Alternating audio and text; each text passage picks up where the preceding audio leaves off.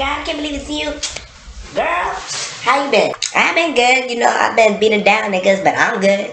Word though. But me and my brother, I saw him the last couple days. What? I was getting down. I was going back to the clubs and all that. By the way, where have you been in the last couple months? Girl, it's been crazy. The last couple of days, I've been working my butt off. Let me tell you about this guy that I met at the food restaurant. I was like, and I found out he worked at Long Food Ordering. Girl, I hate that place. Where food ordering? Oh my God. Every time I call, I gotta wait. I gotta repeat myself. I gotta know what they doing. I gotta listen to myself. I gotta listen to them. They take too long. They put you on hold 500 times. Oh my God, girl. I just love McDonald's and Burger King more than that. I know how you feel, girl. Facts. Oh yeah, by the way, remember when I brought you that new dress that cost $123.96? Where my money?